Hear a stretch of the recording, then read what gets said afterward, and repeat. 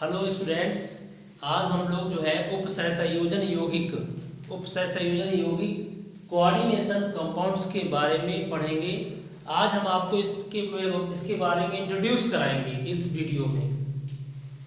Video में आपको हम इंट्रोड्यूस कराएंगे what is the coordination compound. ठीक है, अगर आपका इंट्रोडक्शन अच्छा होता है किसी चैप्टर का, टाइटल के बारे में पूरी नॉलेज होती है, तो आप उस चैप्टर को अच्छे से समझ सकते हैं।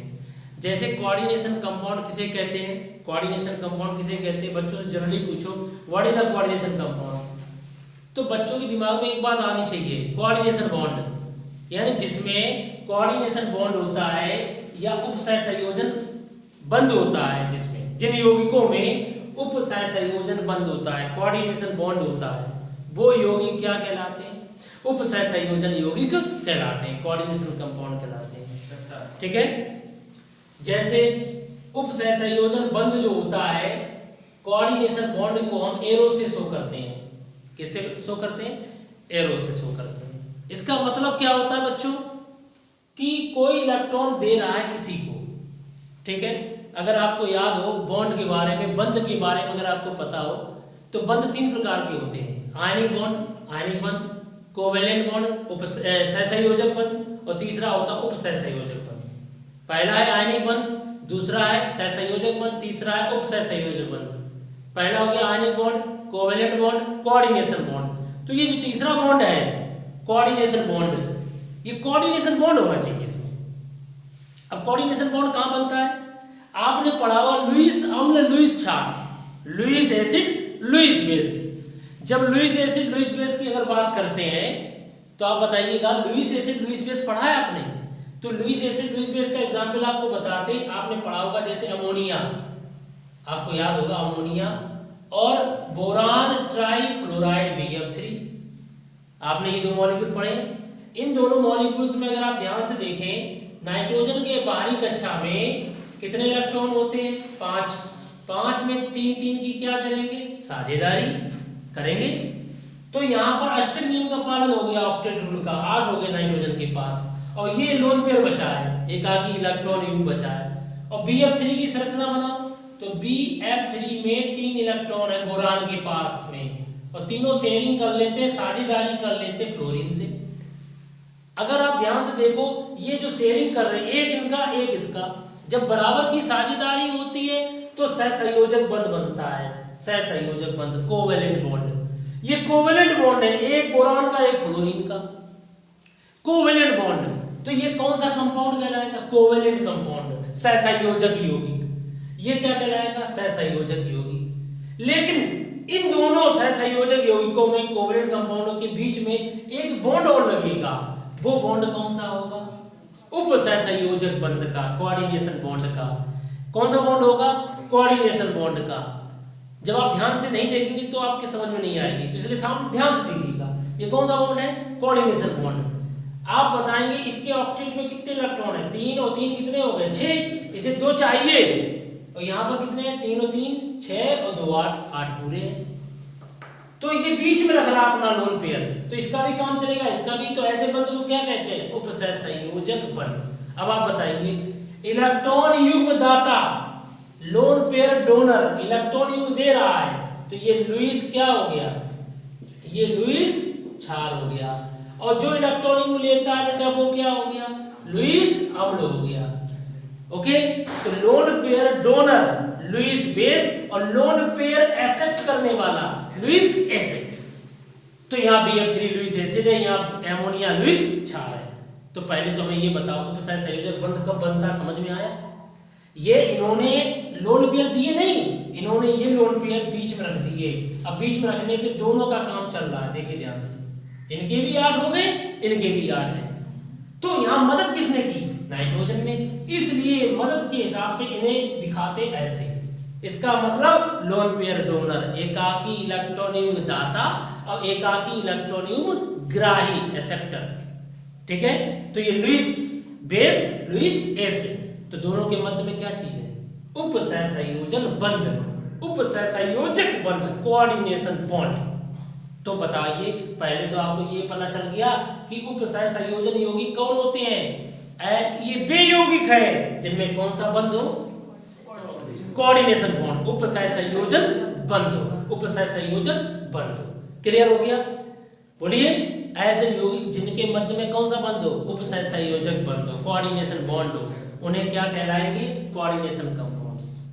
ठीक है, इसी तरीके से हम क्या करेंगे, अब आपको हम बताएंगे कि कोऑर्डिनेशन कंपाउंड में क्या क्या होता है। ये तो हमने आपको बताया है उपसह संयोजक बंध के बारे में। आपने जनरली सुना होगा K4FeCN का होल 6, ये कंपाउंड ऐसा लिखा हुआ देखा होगा आपने। ऐसे कंपाउंड को क्या कहते हैं? ऐसे कंपाउंड को, इस कंपाउंड को क्या कहते हैं? Coordination compound. आपने देखा है सर? ये इंट्रोडक्शन बड़े अच्छे समझिएगा।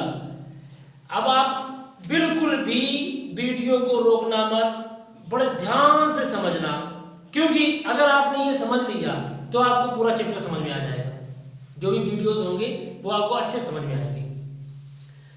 तो कोऑर्डिनेशन कंपाउंड में ये जो बड़े से ब्रैकेट दिख रहे हैं, इन ब्रैकेट को कहते हैं उपसह संयोजन कोष्ठक, कोऑर्डिनेशन स्फीयर, कोऑर्डिनेशन स्फीयर। ये जो ब्रैकेट दिख रहे हैं, इन ब्रैकेट को कहते हैं उपसह संयोजन, क्या बोलेंगे? कोष्ठक। कोष्ठक का मतलब क्या हो गया? ब्रैकेट। ये स्फीयर है, इंग्लिश में क्या कहेंगे? कोऑर्डिनेशन स्फीयर है। और जहां पर ये कोऑर्डिनेशन स्फीयर मिल जाए, ये कोष्ठक मिल जाए बड़े बड़े दो, समझ लीजिए वो कंपाउंड कौन सा है? कोऑर्डिनेशन कंपाउंड, उपसह संयोजन यौगिक। क्लियर? दूसरी बात, ये जो संख्या तुम्हें दिख रही है 6, और ये जो साइनाइड दिख रहा है, ये आयरन दिख रहा है। आयरन को कहते हैं केंद्रीय धातु आयन, सेंट्रल मेटल आयन, केंद्रीय धातु आयन। इसे इंग्लिश में क्या कहेंगे? Central metal ion. क्या कहेंगे? और ये जो तुम्हें दिख रहा साइनाइड, इसे कहते हैं लिगेंड। चाहे इंग्लिश में को चाहे हिंदी में, लिगेंड लिगेंड ही होता है। ये लिगेंड है, ये सेंट्रल मेटल आयन है। और जो 6 आपको दिख रहा है, इसे क्या कहते हैं? 6 को, ये संख्या है, समन्वय संख्या, या इंग्लिश में कहते हैं कोऑर्डिनेशन नंबर। क्या कहते हैं? Coordination number. इसे हम कहेंगे लिगेंड की जो संख्या यहाँ दिख रही है, ये कितनी यहाँ पर है? 6 है। इसे कहते हैं उपसह संयोजन संख्या, कोऑर्डिनेशन नंबर। समझ में आ गया? क्वेश्चन आते हैं, बताओ इस यौगिक में उपसह संयोजन संख्या कोऑर्डिनेशन नंबर कितना है? 6, 4, 3 ऐसे, तो 6 है यहाँ पर। समझ में आ गया? ये जो केंद्रीय धातु आयन दिख रहे हैं, इसकी ऑक्सीकरण संख्या कैसे निकालेंगे? तो सबसे पहले इसको आयनाइज कर दीजिए। आयनाइज जानते हो? इस कंपाउंड को पानी में डालिए, वाटर में, वाटर में ये आयनित होगा, लेकिन उपसह संयोजन यौगिक कभी आयनित नहीं होते, आयनाइज नहीं होते हैं। हाँ, ब्रैकेट के बाहर जो भी होगा वो आयनाइज हो जाएगा, और अंदर जो होगा बेटा वो आयनाइज नहीं होगा। ब्रैकेट के अंदर वाला कोई आयनाइज नहीं होगा, ब्रैकेट के बाहर वाला आयनाइज हो जाएगा। ये देखो आयनाइज हो गया। बच्चों आयनाइज कैसे? अगर 1 पोटेशियम होता, 1 प्लस आता, यहाँ 1 माइनस आता। 4 पोटेशियम है तो 4 के प्लस में टूटेगा, के की वैलेंसी 1 होती, तो यहाँ -4 आएगा। बोलो, समझ में आ गया? तो यहाँ पर कितना आएगा? -4 आएगा। तो जब -4 आएगा, अब आप अगर ध्यान से देखें यहाँ पर क्या हो रहा है, यहाँ पर ये आयनाइज हो गया। ब्रैकेट के अंदर वाली चीज आयनाइज नहीं होगी, ब्रैकेट के बाहर वाली चीज आयनाइज हो गई। अब बच्चों यहाँ ऑक्सीडेशन स्टेट कैसे निकालेंगे? ऑक्सीडेशन स्टेट मतलब ऑक्सीकरण संख्या निकालिए। प्रश्न आता है, 1 नंबर में आएगा, इस यौगिक में, इस कंपाउंड में आयरन की ऑक्सीकरण संख्या, ऑक्सीडेशन नंबर कितनी है? अगर आप कैलकुलेट करना आता है तो कैलकुलेट करके बताइए। कैसे कैलकुलेट करेंगे? तो यहां पर कैलकुलेट करिए, x प्लस, माना इसकी ऑक्सीडेशन स्टेट कितनी है? x है। 6 इंटू साइनाइड पे कितना चार्ज होता है? -1 होता है, इक्वल टू ऊपर चार्ज कितना है? -4। तो यहां से x की वैल्यू निकल के आएगी +2। तो इसलिए यहां पर आयरन पे चार्ज कितना निकल के आया? +2 चार्ज निकल के आया। और +2 चार्ज कैसे निकल के आया? कैसे निकाला आपने? बोलो बच्चों, ये हमने, आप दोबारा समझ लीजिए। ये जो चीज आपके सामने लिखी है, ये किस में आयनाइज हो गई? 4K+ में और FeCN का होल 6 में। बोलो बेटा, मैंने अभी आपसे क्या कहा? ब्रैकेट के अंदर वाली चीज आयनाइज नहीं होगी, यही है कॉम्प्लेक्स, यही है जटिल यौगिक, संकुल यौगिक, कॉम्प्लेक्स, यही है कोऑर्डिनेशन स्पीशीज। समझ में आ गया? यही है उपसहसंयोजन यौगिक जो संकुल आयन कहलाता है, कॉम्प्लेक्स आयन जो आयनित नहीं होता है। अब समझो, इसकी ऑक्सीजन संख्या x मान ली, साइनाइड पे चार्ज -1 है, -4, इसलिए +2 आ गया। बोलिए, यहाँ पर आयरन की ऑक्सीजन संख्या +2 आई। अतः ये फेरस है, +3 होती तो फेरिक होती। बच्चों, कई बच्चों के बेसिक कॉन्सेप्ट क्लियर नहीं होते तो वो कहते साइनाइड पे -1 कैसे आया है। बोलिए, यहाँ साइनाइड कौन है? लिगेंड है। और आयरन कौन है? केंद्रीय धातु आयन, सेंट्रल मेटल आयन। बच्चों, साइनाइड पे माइनस क्यों आया? आप साइनाइड लिखिए, नाइट्रोजन की बाहरी कक्षा में कितने होते हैं? 5 में 3 शेयरिंग करते हैं। बोलो बेटा, 8 हो गए। और इनके पास कार्बन की बाहरी कक्षा में 4। अब इनके पास कितने हो गए? 1 2 3 4 5 6 7, एक बाहर से ले लेंगे, माइनस आ जाएगा। बोलो, साइनाइड पे चार्ज होता है -1। साइनाइड पे चार्ज कितना होता है? -1। साइनाइड, आइड लगा है, जैसे क्लोराइड, आपको पता है क्लोराइड Cl-, वैसे साइनाइड Cl-। अब देखो बच्चों, ये लोन पेयर दे रहा है। बोलो, ये लोन पेयर दे रहा है, तो लोन पेयर देने की वजह से ये लुईस क्षार का काम करेगा। किसका काम करेगा? लुईस बेस का काम करेगा। साइनाइड क्या दे रहा है? Lone pair. देखो ना, ये लोन पेयर, लोन पेयर देने से कौन सा बंध बनता है? लोन पेयर देने से कौन सा बंध बनता है? कोऑर्डिनेशन बॉन्ड, उपसहसंयोजन बंध बनता है। तो यहाँ पर अगर आप ध्यान से देखें तो यहाँ पर ऑक्सीजन संख्या निकाल ली आपने, कितनी निकल के आई है? +2। क्लियर हो गया? तो पहला क्वेश्चन मेरा है कि जो ब्रैकेट है बड़े बड़े, इन दोनों ब्रैकेट को क्या कहते हैं? उपसहसंयोजन कोष्ठक या कोऑर्डिनेशन स्फीयर। इसमें समन्वय संख्या, कोऑर्डिनेशन नंबर कितनी है? 6।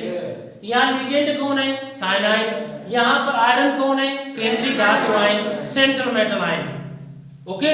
और इस ब्रैकेट के बाहर कौन है? पोटेशियम, जो आयनित हो जाएगा, आयनाइज हो जाएगा, लेकिन अंदर वाला ये लिगेंड आयनित नहीं होगा। ठीक है, तो ये बात समझ में आई। तो इसी तरीके से ये आपने समझ लिया। तो यहाँ साइनाइड लिगेंड है। बच्चों, एक बात और समझो, इसकी जो स्ट्रक्चर बनाई जाती है, या तो तुम्हारे सिलेबस में 6 कोऑर्डिनेशन नंबर वाला क्वेश्चन आता है, कोऑर्डिनेशन नंबर 6 और कोऑर्डिनेशन नंबर 4, उपसहसंयोजन संख्या 6, उपसहसंयोजन संख्या 4 होगी। इसके अलावा दूसरे प्रकार की होगी, तुम्हारे सिलेबस में नहीं होगी। या तो यहाँ पर 4 होंगे या तो तुम्हारे 6 होंगे। समझ में आ गया? तो आप अच्छी बुक्स पढ़ेंगे तो उसमें लिखा जाता है कोऑर्डिनेशन नंबर 4 वाले कंपाउंड या कोऑर्डिनेशन नंबर 6 वाले कंपाउंड। तो जी यहाँ पर उपसहसंयोजन संख्या 6 है। 6 का मतलब 6 कक्षक भाग ले रहे हैं संकरण में, हिब्रिडाइजेशन में 6 कक्षकें भाग ले रही हैं। तो आपने पढ़ा होगा sp3d2 हिब्रिडाइजेशन। तो यहाँ 6 का मतलब है यहाँ संरचना अष्टक हल्की होगी। बीच में कौन होगा? आयरन। और साइनाइड कितने बेटा? साइनाइड 6 है। तो हमने क्या किया, अष्टक हल्की संरचना देखो, आपको पता होगा इस तरीके से होती है। 6 लिगेंड्स लगे हो तो अष्टक हल्की संरचना होती है, ऑक्टाहेड्रल। तो यहाँ पर C क्या है? कई बच्चों को पता क्या होता है, एक बड़ी प्रॉब्लम होती है सर, हिंदी में अगर हमने बोल दिया अष्टक हल्की तो उन्हें इंग्लिश में प्रॉब्लम आती है ऑक्टाहेड्रल होगी। अरे भाई, तुम इतना सेंस लगा सकते हो, कितने लोग लगे हैं? ये स्ट्रक्चर ऑक्टाहेड्रल की ऐसी तो होती है, तो इसमें ओ करने की क्या जरूरत है? तो यहाँ इतना तो सेंस करो ना। अगर आप पूरी शिद्दत से चाहोगे ना चीजों को समझने के लिए, तो आपके समझ में आएगी। साइनाइड देखिए, माइनस आएगा। बोलिए, एक्सप्रेशन से बहुत सारी चीजें समझ में आ जाती है। केमिस्ट्री समझ रहे हो? अगर आप ध्यान से देखें, यहाँ पर माइनस होगा साइनाइड पर। बोलो बच्चों, साइनाइड पे माइनस होता है। सी और लोन पेयर किसके आ रहे हैं बताओ? अच्छा, कार्बन के लोन पेयर किसको दिए जा रहे हैं? सेंट्रल मेटल आयन को दिए जा रहे हैं। आयरन पे कितना चार्ज है? और ये ब्रैकेट लगा के बाहर कितने K+ है? अब आप बताइए, ये स्ट्रक्चर बन गई। K4FeCl का होल 6 है, इसकी स्ट्रक्चर बनाइए। आपसे पहले कह चुके हैं, अगर लिगेंड 6 है तो स्ट्रक्चर 6 लोग ऐसे लगाए जाएंगे। और ये कौन सा बॉन्ड बना रहे हैं? कोऑर्डिनेशन बॉन्ड को इस एरो से शो किया जाता है। बोलिए, जब बराबर की शेयरिंग होती तो कोवेलेंट बॉन्ड होता है, तो कोऑर्डिनेशन बॉन्ड है। बोलिए, अब ये कोऑर्डिनेशन बॉन्ड है। अब आपके पास अगर यहाँ 4 लिगेंड होते, जो 4 में sp3, 4 में टेट्राहेड्रल चतुष्फलकी संरचना बनती है, बोलिए यहाँ लिगेंड कितने हैं? 6 हैं। जाहिर सी बात है 6 लिगेंड अधिकतर तुम्हें मिलेंगे तो उनके स्ट्रक्चर ऑक्टाहेड्रल ही होगी अष्टफलकी। और अष्टफलकी संरचना कैसी होती है? 1 2 3 4 5 6, समझ में आ गया? 6 लोग लगा दीजिए एकदम सिमेट्रिकली उसी हिसाब से। तो यहाँ पर इनकी स्ट्रक्चर आ गई। कई बार क्वेश्चन पूछा जा जाता है deduce the structure of this, यानी इसकी संरचना बनाइए संयोजकता बंध सिद्धांत के अनुसार, बैलेंस बॉन्ड थ्योरी। तुम्हारे सिलेबस में आ गया है, 2 नंबर में क्वेश्चन आता है कि बीबीटी थ्योरी संयोजकता बंध सिद्धांत के आधार पर K4FeCN का होल 6 की संरचना बनाइए और संकरण बताइए, हिब्रिडाइजेशन। तो अभी हम उसमें नहीं जा रहे, अभी हम आज आपको इंट्रोड्यूस करा रहे हैं। तो आप समझिए ये कौन सा बॉन्ड बना, तो ये कौन है? साइनाइड लिगेंड है। ये कौन है? केंद्रीय धातु आयन। तो केंद्रीय धातु आयन लुईस अम्ल है, लुईस एसिड है। और केंद्रीय धातु आयन की चारों तरफ लिगेंड लगे, लुईस क्षार है। ये लुईस क्षार क्यों है? साइनाइड लोन पेयर लेता है, ये लोन पेयर लेता है। दोनों के बीच में कौन सा बॉन्ड बना? कोऑर्डिनेशन बॉन्ड बना। कौन सा बॉन्ड बना? कोऑर्डिनेशन बॉन्ड बना। तो साइनाइड इसमें कौन है? लुईस क्षार। और ये कौन है इसमें? लुईस अम्ल। ये लोन पेयर दे रहा है, ये लोन पेयर ले रहा है। समझ में आया? एक बात और, इस बड़े से 2 ब्रैकेट दिख रहे हैं, इन 2 बड़े ब्रैकेट के बाहर वाली चीज तो आयनाइज हो जाएगी, लेकिन अंदर वाली चीज आयनाइज नहीं होगी। बच्चों अगर आपके पास एनसीईआरटी है, आप एनसीईआरटी में सबसे पहले ये चैप्टर खोलिए कोऑर्डिनेशन कंपाउंड। सबसे पहले आप हेडिंग पाएंगे coordination compounds and burner theory, burner का सिद्धांत। आपके एग्जाम में 2021 में 99% 1 मार्क्स का आएगा। और उसमें क्या पूछा जाएगा? एक बात और बताएं, यह चैप्टर इतना इंपॉर्टेंट है, इस बार सिलेबस कुछ रिड्यूस भी हुआ है, उस आधार पे इसमें से 6 नंबर का आता है, कम से कम इसमें से आने के चांसेस 7 नंबर के, 5 नंबर का भी आता है जब सभी सिलेबस की सभी यूनिट होती है, इसलिए इसमें से 6 या 7 का भी हो सकता है, क्योंकि मार्क्स कम नहीं होंगे ना, पेपर तो 70 नंबर का आएगा पूरा। इसलिए आप क्या करेंगे, इसको समझिए। कोऑर्डिनेशन कंपाउंड में बर्नर थ्योरी पहले सिलेबस में आप देखना जाके। तो बर्नर सिद्धांत में क्या बताया जाता है? सुन लो, लोग कहते हैं बर्नर का सिद्धांत क्या, बर्नर थ्योरी क्या है? बर्नर थ्योरी में कम से कम 1 पेज लिखा है, लोग लिखते हैं, नोट्स बनाते हैं, कोई काम के नहीं। केमिस्ट्री कहती है समझो, हमें आप प्यार से समझो, हम प्यार से समझ में आएंगे तुम्हारे।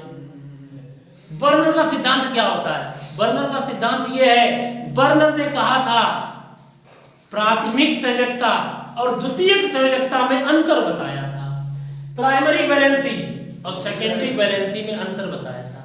अरे बर्नर ने क्या बताया था?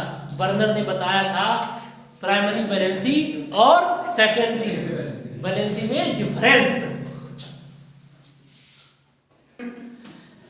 तो इसमें बर्नर के जो बर्नर थ्योरी है, बर्नर का सिद्धांत है, उसमें उन्होंने बताया था कि हमारे कोऑर्डिनेशन कंपाउंड उपसहसंयोजन यौगिक में 2 प्रकार की संयोजकताएं होती हैं, एक प्राथमिक संयोजकता, एक द्वितीयक संयोजकता।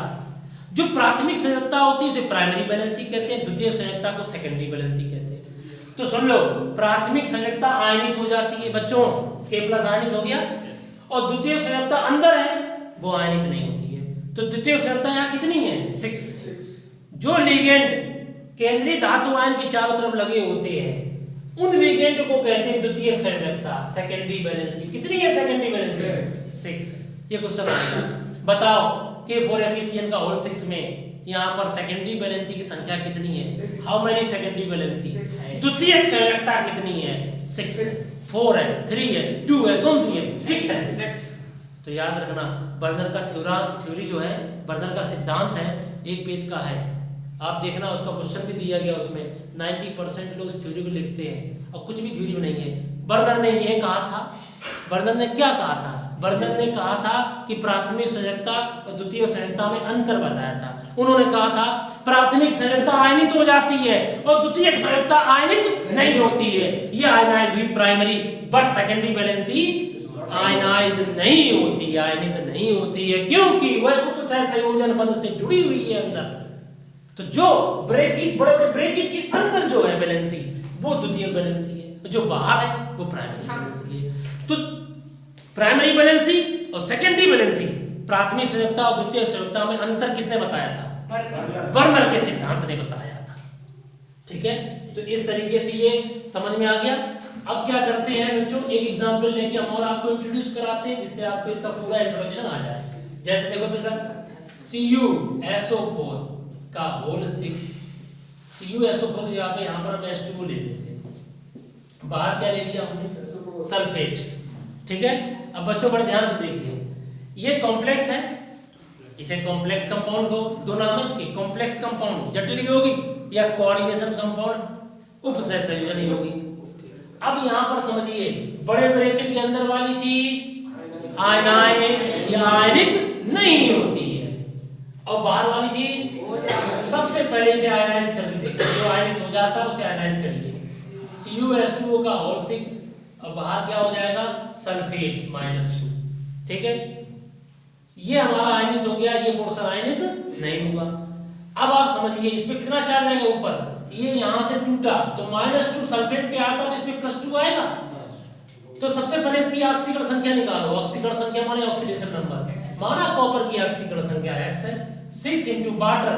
कोई बच्चा बताएगा वाटर पर कितना चार्ज होता है? वाटर पे कोई चार्ज ही नहीं होता है। देखिए ना स्ट्रक्चर में वाटर पे कितना चार्ज दिख रहा है? एक भी चार्ज नहीं है, तो 0 चार्ज वाटर। वाटर कैसा लिगेंड है? न्यूट्रल, ना प्लस है ना माइनस। ऊपर कितना चार्ज है? +2।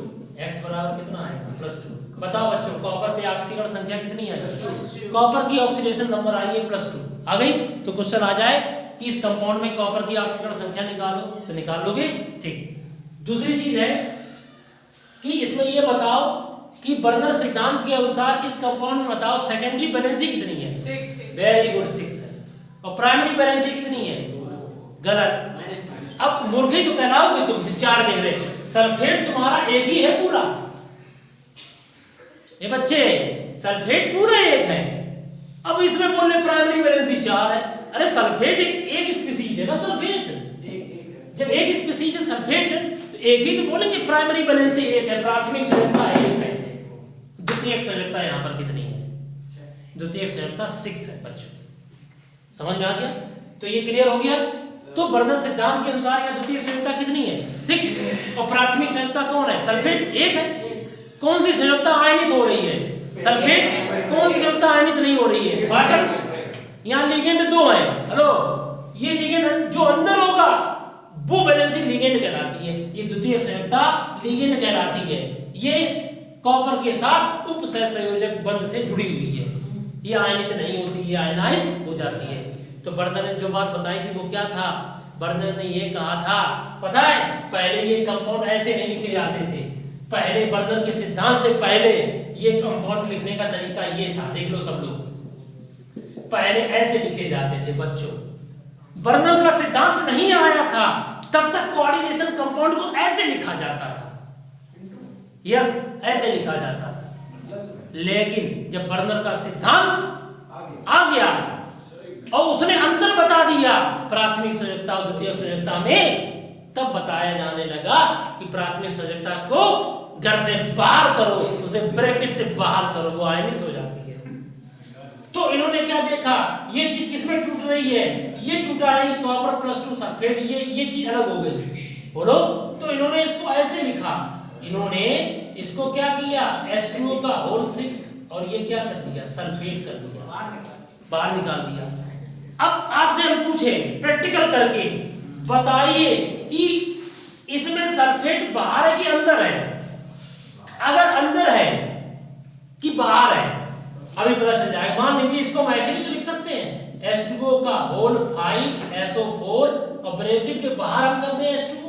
बोलो बेटा, हमने H2O क्या कर दिया? बड़े ध्यान समझिए, H2O क्या कर दिया? बाहर कर दिया। बोलो, जब बाहर कर दिया H2O अंदर है, लिगेंड कितने हो गए? 1 लिगेंड और 5 लिगेंड, टोटल लिगेंड कितने यहाँ पर? 6। अब सल्फेट बिटिया इधर देखो ध्यान से, 5 और 1 6 लिगेंड है, तो 6 लिगेंड है। लेकिन इसमें एक बात समझना ध्यान से, इसमें कोऑर्डिनेशन नंबर कितने हैं? 6 है, 5 और 1 6। उपसहसंयोजन संख्या 1 सल्फेट लिगेंड, 5 वाटर के लिगेंड, 5 और 1 6 लिगेंड। लेकिन अगर तुमसे कहा जाए कि बताओ सल्फेट बाहर है कि अंदर है, ये कौन सा टेस्ट होगा? देखो बच्चों, आपने 10th क्लास में पढ़ा होगा, बेरियम क्लोराइड डाल दो।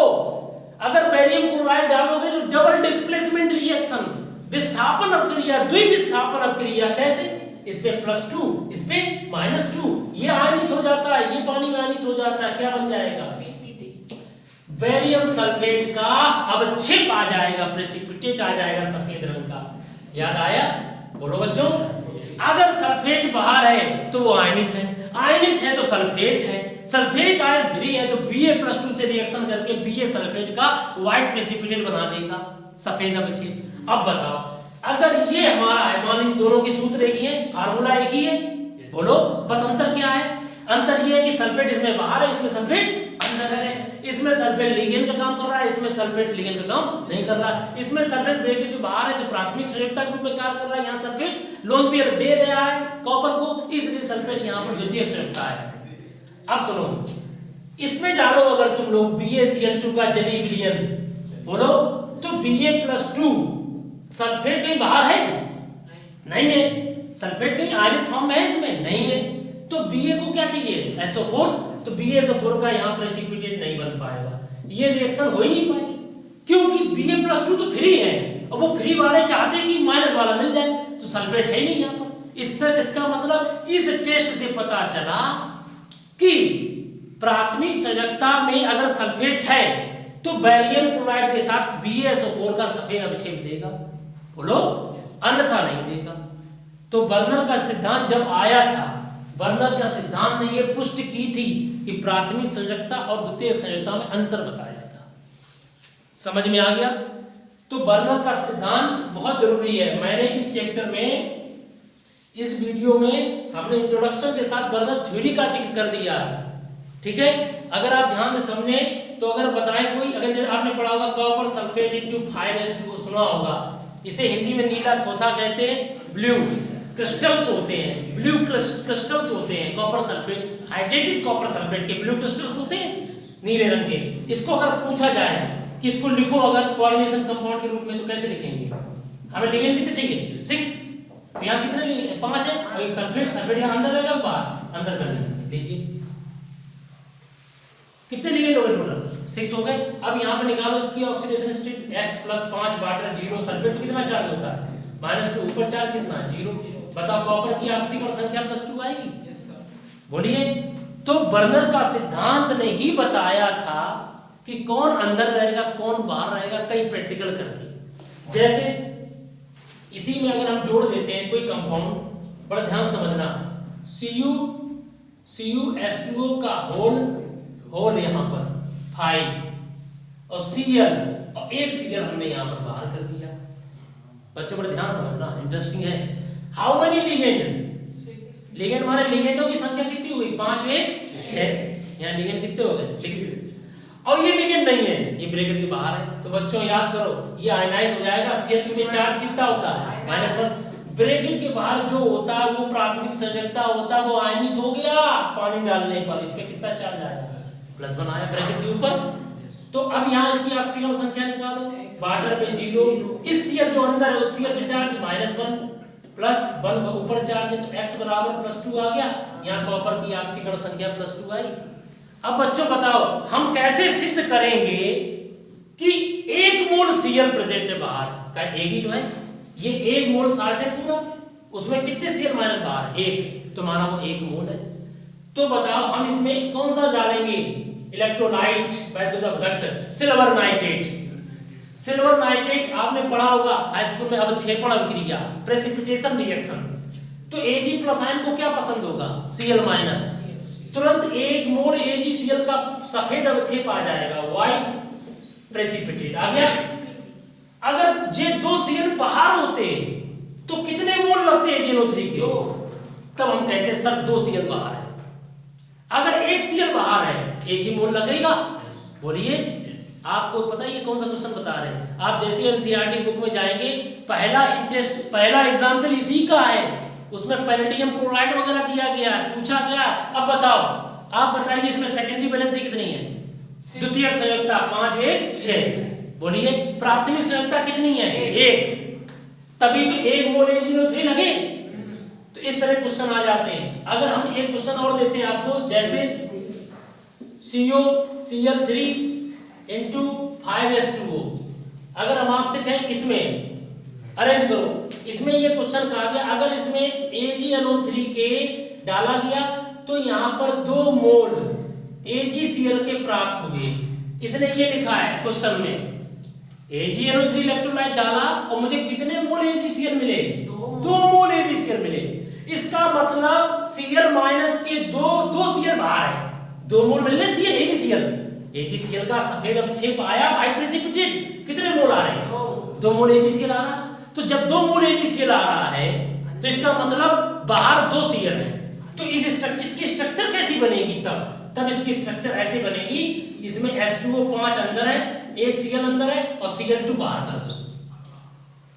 अगर 1 मोल AgCl मिलता तो Cl तुम्हारे 1 बाहर होता, बाकी Cl अंदर होते, तब 1 वाटर बाहर होता। अंदर कितने रखने टोटल? अंदर टोटल रखने 6 लिगेंड, 5 और 1 6 लिगेंड। अब बताओ इसको आयनाइज करो तो आयनाइज होने पर क्या होगा? COH2O का होल 5 Cl और ब्रैकेट के बाहर 2 Cl माइनस। बताओ अब बताओ इसमें कितने मोल AgNO3 डालेंगे? 2 मोल। तो कितने मोल AgCl का व्हाइट प्रेसिपिटेट आएगा? 2 मोल आएगा। बोलो बेटा 2 Cl बाहर है। अगर क्वेश्चन ये कहा ये बना दी स्ट्रक्चर तो बताओ इस स्ट्रक्चर में द्वितीयक संयोजकता कितनी है? 6। बोलो और प्राथमिक संयोजकता कितनी है? गलत, 2 है।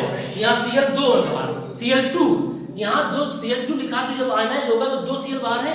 यहाँ प्राइमरी बैलेंसिंग प्राथमिक संयोजकता 2 है और द्वितीयक संयोजकता यहाँ पर 6 है, जिसमें 1 Cl है 5 वाटर है। एज ए लिगेंड, ये लिगेंड ग्रुप में कार्य कर रहे हैं। ये लोन पेयर दे रहे कोबाल्ट को। यहाँ कोबाल्ट की ऑक्सीजन संख्या निकाल लोगे, कितनी निकल के आएगी? प्लस की 3 निकल के आएगी। अगर हम इसी फार्मूला में बदलाव करें कि सर AgNO3 मिलाते हैं तो AgCl का कोई भी प्रेसिपिटेट नहीं आता है इसी में, तब फार्मूला क्या होगा बर्नर के अनुसार? बताइए, इसको बनाइए।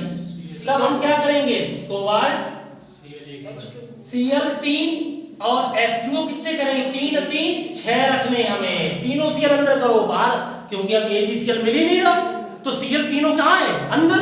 अब वाटर है 5 तो कितने वाटर अंदर करते? 3, क्योंकि ये 3 और 3 6 ही लिगेंड रखना है। समझ में आया? 6 लोन पेयर देंगे, 6 कोऑर्डिनेशन बॉन्ड बनेंगे और यहाँ पर समझो वाटर कितने बाहर हो गए? 2। तो बाहर लिख देंगे हम लोग 2H2O। क्या लिख देंगे? ये फार्मूला बनेगा। अब बताओ यहाँ पर द्वितीयक संयोजकता कितनी है?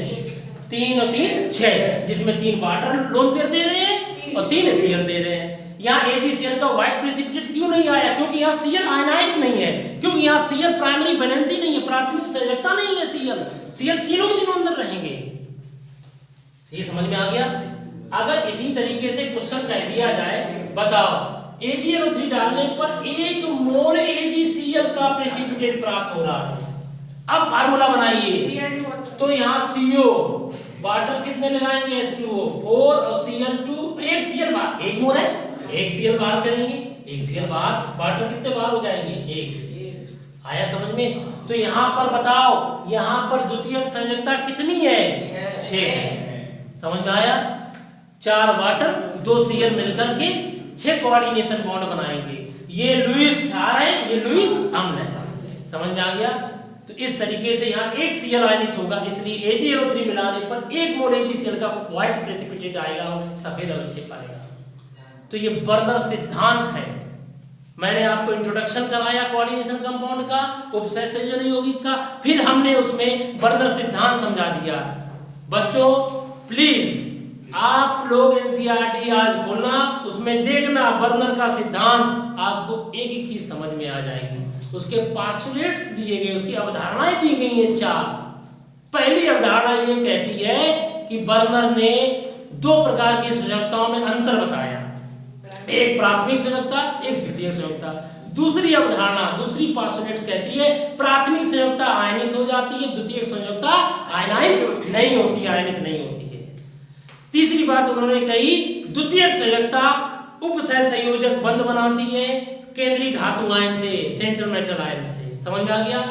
और द्वितीयक संयोजकताओं की संख्या, द्वितीयक संयोजकताओं की संख्या को हम समन्वय संख्या या कोऑर्डिनेशन नंबर कहते हैं। तो पता है पहले ऐसे फार्मूला लिखे जाते थे, बर्नर के सिद्धांत के बाद समझ में आ गया, प्राथमिक संयोजकता बाहर गेट के, द्वितीयक संयोजकता गेट के अंदर हो गई। तो गेट के अंदर कौन रहेगा? द्वितीयक संयोजकता। गेट के बाहर कौन रहेगा? प्राथमिक संयोजकता, प्राइमरी बैलेंसी। प्राथमिक संयोजकता आयनित होती है, द्वितीयक संयोजकता आयनित नहीं होती है। तो इस तरीके से आज का हमारा ये इंट्रोडक्शन परिचय हो गया और बर्नर सिद्धांत हो गया। अब हम लोग बच्चों नेक्स्ट वीडियो के रूप में आगे मिलेंगे। Thank you very much. और जिन बच्चों ने हमें सब्सक्राइब नहीं कर रखा प्लीज सब्सक्राइब करिए।